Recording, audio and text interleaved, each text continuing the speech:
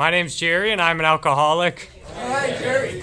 Thank you all very much for joining me here today and allowing me to speak about my sobriety. My sobriety date is April 22nd, 2014, and this seems absolutely miraculous.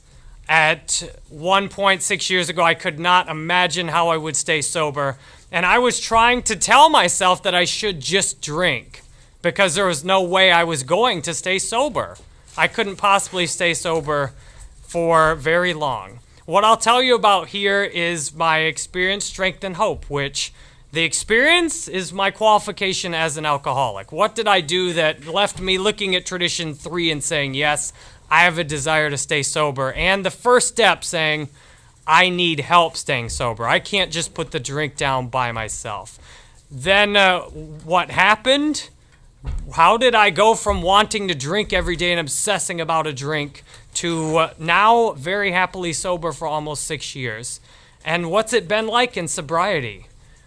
I have a family member dealing with alcoholism, and another family member was talking and saying, yeah, if that family member would just not drink, they're an all right person.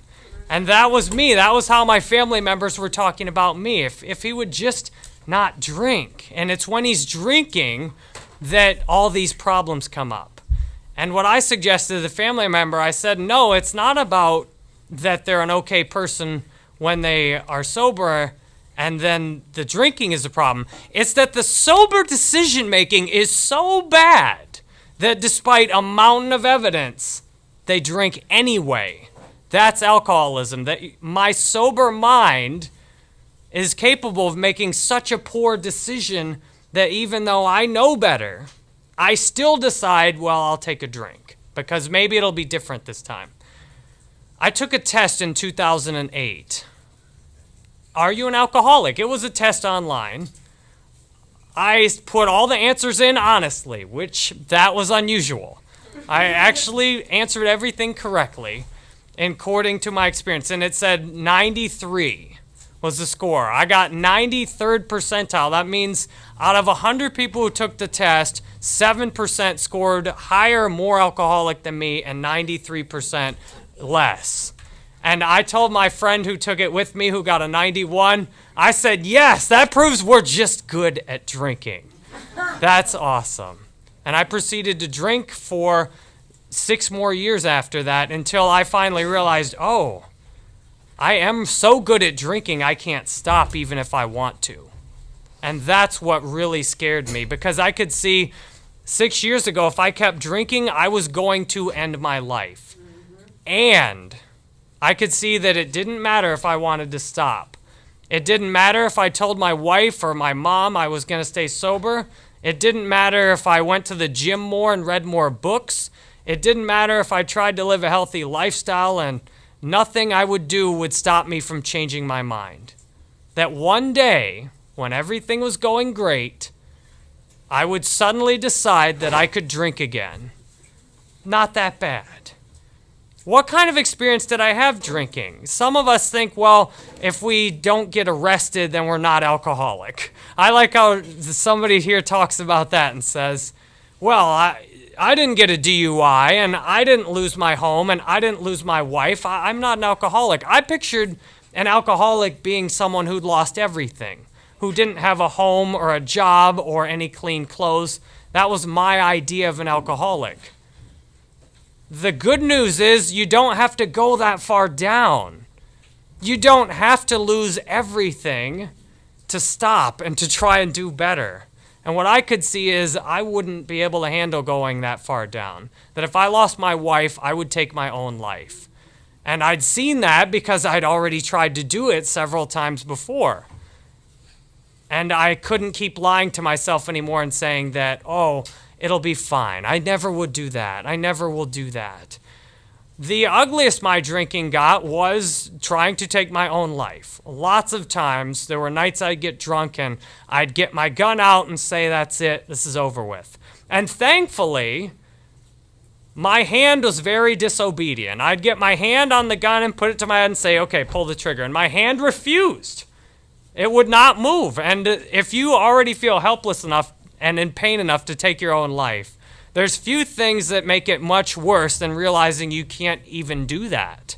That you literally can't even get your body to follow your basic instructions. Talk about feeling powerless. And thank God I reached out and asked for help and told somebody about that I could trust. In 2009, I told my father, I said, Dad, I just can't take it anymore. I had been drinking. I was a police officer. Every night off duty, I would get drunk or have a hangover, and then I'd go to work. I was doing many of the same things off duty that when I was on duty, I was arresting people for. And it was absolutely splitting my soul. By the end of my time being a police officer, I couldn't stand to arrest somebody for things that I did. I pulled a lady over for drunk driving. She's on her way to a booty call, and it just broke me because I knew that'd be me tomorrow night. I'd be drunk driving on my way home from the strip club or to go see a girl, and that I couldn't possibly arrest somebody and then be doing the same thing myself. And it drove me to a massive amount of pain of being one person when I'm at work and one person when I'm not at work. That conflict, and it hurt. And drinking used to be fun. Obviously, the first time I drank, it wasn't like that. The first time I drank was in college in 2003. I hoped it would help me have sex. That's why I drank. I watched enough beer commercials to believe the lie. I thought, well, whatever I'm doing sober is not working to have sex. I'd made it almost all the way through freshman year with a bunch of botched sober attempts at it.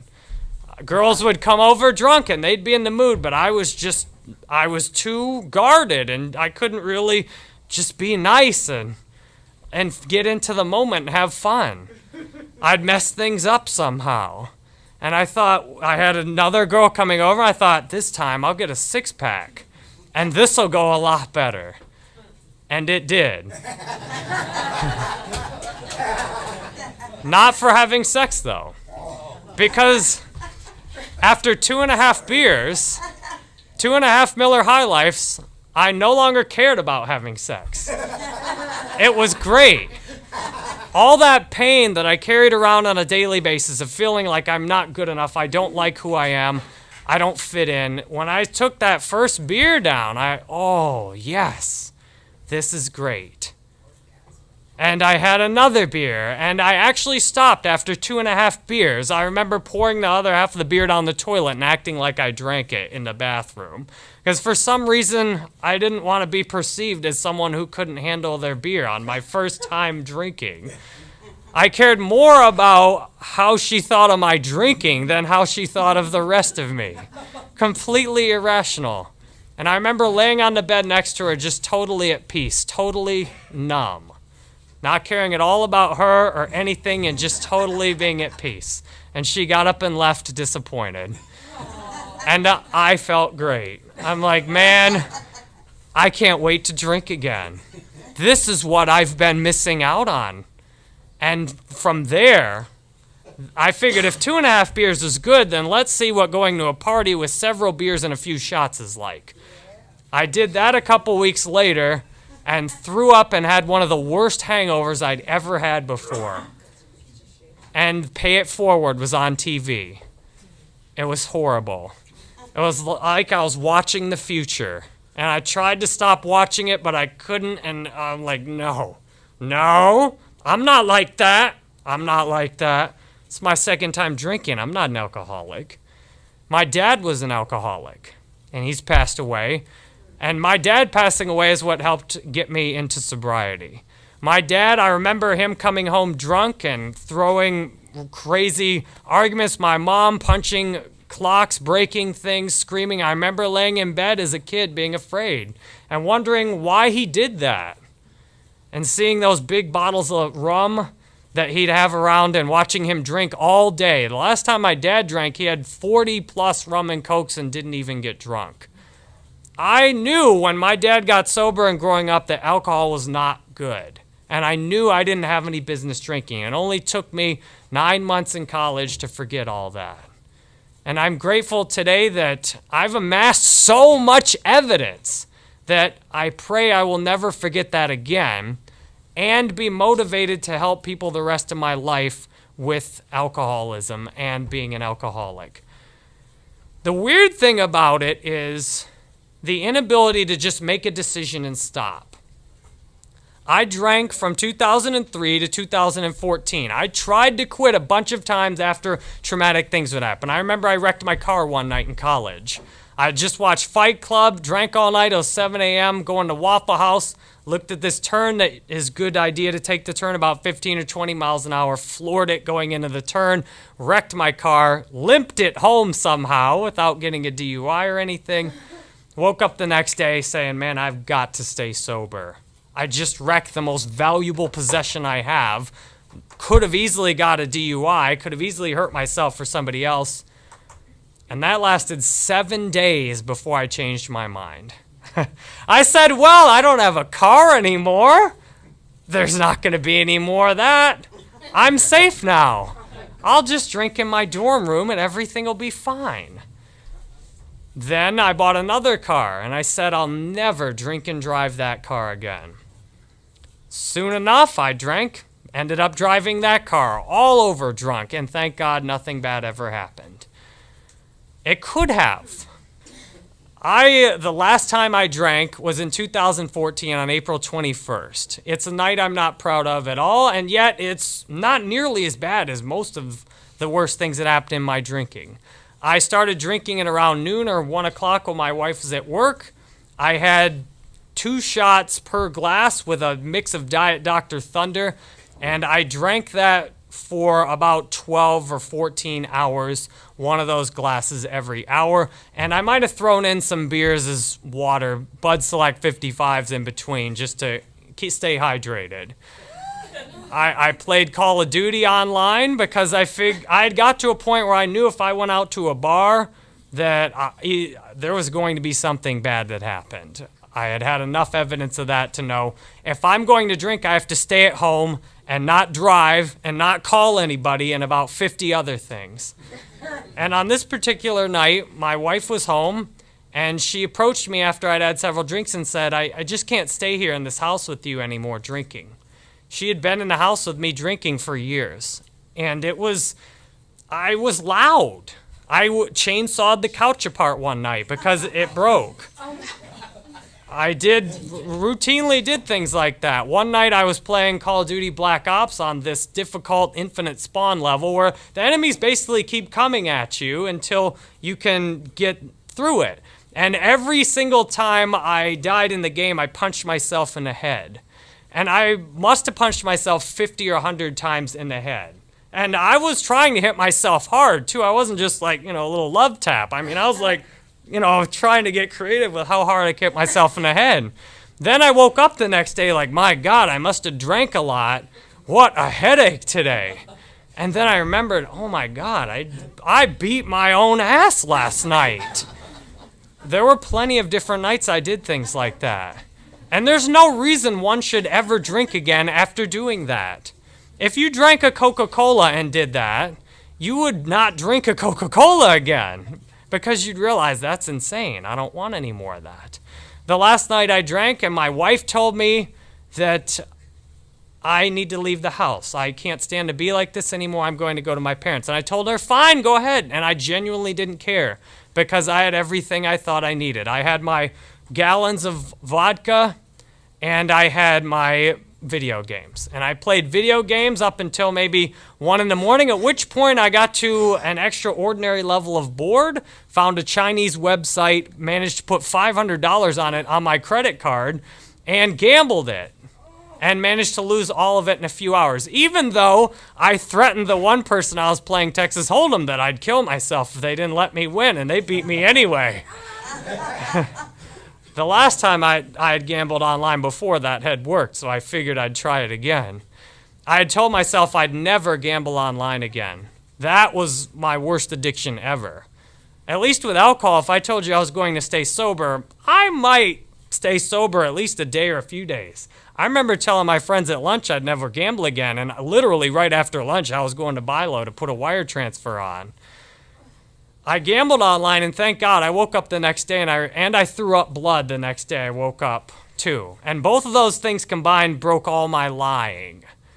I could see that if I gambled online, there's absolutely nothing that I wouldn't do in the wrong night of drinking. And thank God that got me desperate, because I also realized I cannot stop changing my mind. If I feel better, I'll decide I can drink again, that I wasn't that bad. I was just making too big of a deal of this whole alcoholism thing. That's when I prayed to God. I said, please, God, I'll do anything to stay sober. And one of the thoughts that came through my mind right after that was, well, going to one of those AA meetings might be a part of the anything you just offered. And I stopped. I said, oh, okay, that doesn't seem too bad. I honestly thought it was going to be a bit worse than that, like I'd have to go to a therapist or check myself into rehab or something. I was kind of relieved that it'd just go to an AA meeting. Like, okay, I can do that. I went to my first meeting about a week later after my dad's memorial. I had that safety of a trip. I knew I wouldn't drink on that trip. But I also knew the day I got back from Dad's memorial, I was honest. I could see I will drink no matter what, or I will go to AA. Those are my only options. And I came to my first AA meeting. I remember walking in. I was afraid. And the first impression I got coming in, I walked around and saw how happy everyone was. It felt like a family or an old get-together of friends, which I thought, this doesn't make any sense. I'm walking in here feeling like a loser, feeling like my life is over. I'm afraid of what's going to happen in here. And everybody in here looks so damn happy. I don't fit in. And I raised my hand. They said, is anybody new? I'm like, nope. I went to one meeting while I was in college just to get out of trouble. And I went home and drank right afterwards. Like, I'm not like you guys. See, I had 2 drinks. Alcoholic couldn't just have 2 drinks one night. Never mind all that I did the next few nights. I raised my hand, said, yes, I'm coming back. And I spoke for like 5 minutes afterwards and stood up. And now I love when I see somebody else do that. I'm like, hey, there I am. I thought that's all I had to do. I remember the chairperson, she said, do you want to list phone numbers? I'm like, nah, no thanks. I don't trust all these people with my phone number. I don't know what you're going to do with that. And she said, it usually works better if you get phone numbers. And I said, well, no thank you. I did put my name in the membership book, though. For some reason, to be a member of something meant something to me. I wrote my name down in the membership book, wrote my sobriety date down, said, there, I'm a member. Good. I'll go to 2 meetings a week because I drank 2 days a week at the end of my drinking because they were 12, 14, 16, 18-hour binges. I needed a day to drink, a day to recover, a day sober, and then I could drink the next day after that. That was my setup, that I rationalized I wasn't that bad. I just drank a couple days a week. Never mind, I'd drink at least a half gallon in those 2 days of liquor. After about 90 days, I had an event that was very helpful. My parents' dog, my wife's parents' dog, was barking and barking and barking and barking. And I'd been able to keep it together decently the first 90 days, just not drinking. But that dog, it really got to me. And I screamed at the dog, shut up! Except I said, shut the F up, as loud as I could in front of her whole family. And then I didn't like myself. And I didn't like them. I'm like, oh, now they've seen me. They've seen me. I don't like them anymore. And I rationalized a week later on July 4th in 2014. I said, my wife, holidays with her family are very important. I said, I'm not going to July 4th with your family. I don't like how they've been treating me. And she went out. She's like, fine, I'm going without you. I'm like, good. As soon as she left the house, for 90 days, I had thought it was a game. I had thought I was cured just by coming to 2 AA meetings a week. I had no obsession, no cravings to drink. As soon as she left the house, bam, I wanted to drink, and I wanted to drink really, really, really bad. I remember when they asked at my home group I went to when I got sober in Sarasota, they said, is anybody having trouble staying away from a drink? And every meeting, I used to think it was funny. I'm like, what, are the liquor bottles going to pour themselves down my throat? Who's really having trouble? We're all here. We're all cured, aren't we? And then when When my wife went on July 4th and I felt like a horrible person, then I got it. I'm like, oh, this is what they're talking about, isn't it? Uh-oh, this is not good. And that obsession lasted 2 weeks, night and day. I had never even made it through a day of that obsession. Every time I'd compromised and negotiated that either I'd drink the next day or I drank that day. I'd never made it through that obsession once. And I felt like I was suffocating to death. Everything became about drinking, and all I could think about was how much I wanted to drink and how much I wanted to stay sober. And I started remembering things people had said in meetings. I'm like, okay, God, please, I want to stay sober. But since my wife's not here today, this would probably be a great day to drink, wouldn't it? I'll just go to the liquor store. I'll get hammered. She knows she shouldn't have done that anyway. No, God, really, I do want to stay sober. Just disregard that. Please, I really do want to stay. But man, she shouldn't have done that. It's time to show her I should get a drink. It'll be all right. I'm not that bad. I haven't, God, please help. And that's when I got to see, oh, my life sober is unmanageable.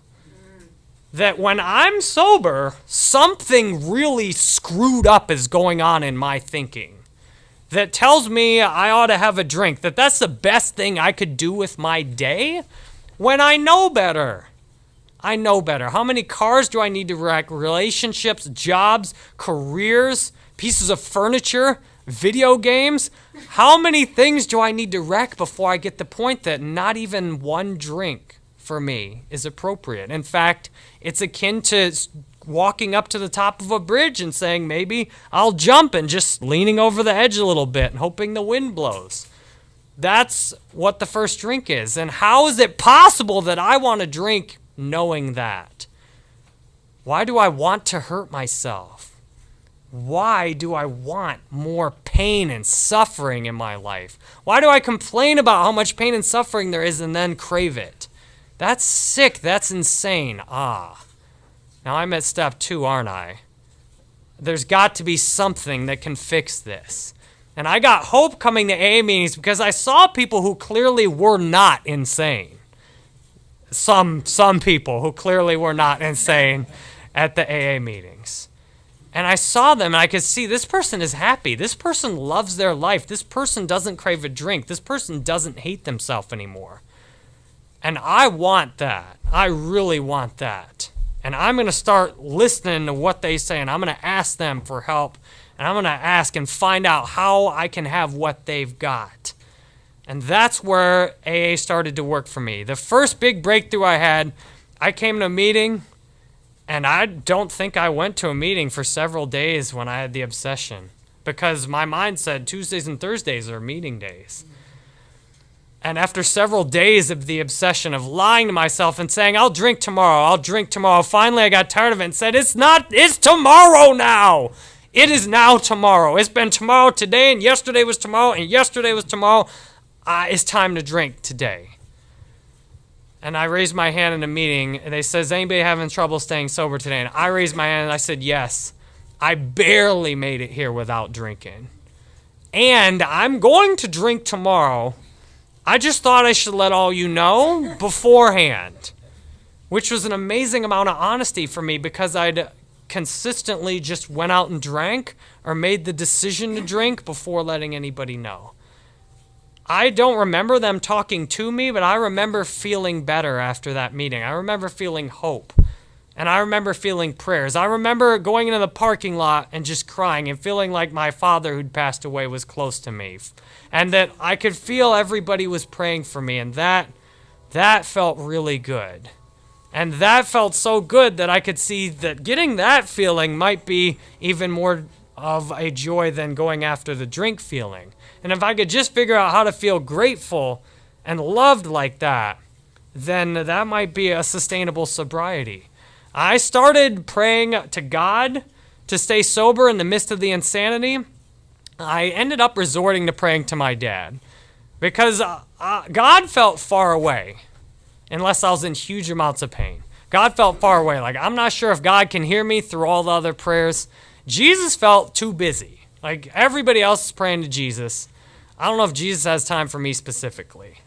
But my dad, who had passed away, I felt he doesn't have anything better to do than to listen to my sick ass pray to stay sober all day. There's nothing better he could be doing with his time right now. So, Dad, here they go. Here come my prayers. And one day I had went to personal training. I had negotiated all day what I was going to do. And I got to my personal training appointment, and I said, I have to go to the liquor store right now. It's time. I'm thirsty. And I prayed to my dad, and I said, Dad, please just drive the car home, because I know you wouldn't take me to the liquor store. And I felt like I slid out of the driver's seat and let my dad drive home. I got home and read the big book, Alcoholics Anonymous, and I started taking a lot more suggestions from people. I had consistently thought and said, I know. Oh, you need to read the book. I know. You need a sponsor. I know. You need phone numbers. I know. Clearly, if I wanted to drink all day, I didn't know. I went home, read the book. There was a story that really hit me then, and the first 164 did almost nothing for me at all. The stories in the back really got me.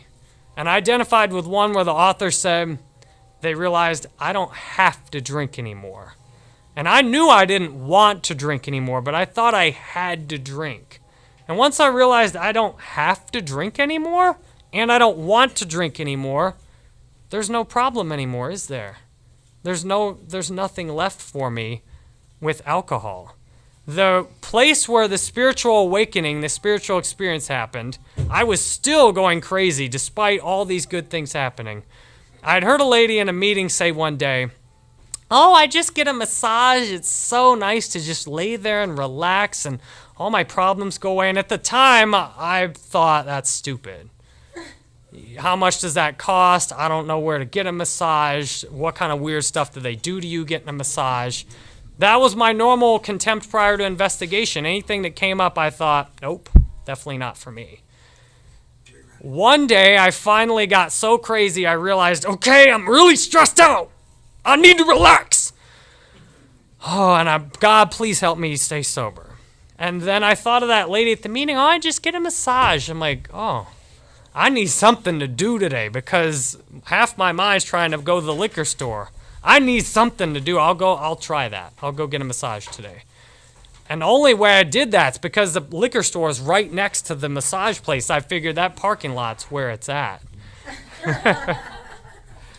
And when I pulled into that parking lot, I had an epiphany. I realized I was terrified to go into that liquor store. And I knew why I was terrified to go in that liquor store. And when I looked over at Massage Envy, I realized I was also terrified to go in Massage Envy. And I thought, well, that's stupid.